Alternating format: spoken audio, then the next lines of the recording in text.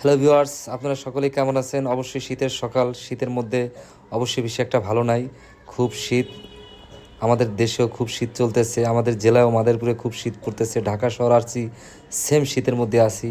তাই ভাবছি যে না, একটা বিড়াল পোষ মানাবো বাসায়। আমি একটা বিড়াল পালবো, আমার অনেক দিনের শখ। তাই আমি চলে গেলাম গুলিস্তান সচিবালয় থেকে মেট্রোতে করে মিরপুর 10-এ গিয়ে নামলাম। 10-এ নামার পরে আমি একটা রিক্সা নিয়ে মিরপুর 1-এ চলে গেলাম। মিরপুর 1-এ গিয়ে আমি বিড়াল বাজারে গেলাম। আসলে এখানে বিড়াল দেখার মতো বিড়াল। এই যে একটা সাদা বিড়াল, এটা অনেক সুইট কিউট। এটা দাম বেশি না, মাত্র আমার কাছে 12,000 টাকা চাইছে। কিন্তু দুঃখের বিষয় হলো বিড়াল কেনাটা বড় বিষয় না, আনাটাও বড় বিষয় না। অনেক দাম বিড়ালের, তাও না। তারপর আমি একটা কুকুরের বাচ্চা দেখলাম, ডগ, ইংলিশে বলে ডগ। আসলে এই ডগগুলো অনেক সুন্দর। এখানে 3-4টা বাচ্চা ছিল। আমি সকাল 11টা বাজারে গিয়েছিলাম। পরে আমি এই বিড়ালটা পছন্দ করলাম। এই বিড়ালটা আসলে দেখতে অনেক সুন্দর ছিল, কিন্তু বড় বিষয় হলো বিড়াল পালা আমার পক্ষে সম্ভব না। অনেক টাকা খরচ হয়ে যায়, মাসে প্রায় 6,000 থেকে 7,000 টাকা।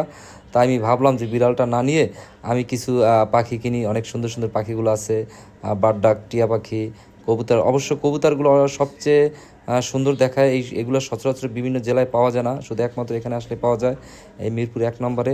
আপনারা আসবেন, বিড়াল না কিনতে বলো, পাখি কিনে নিয়ে চলে যাবেন।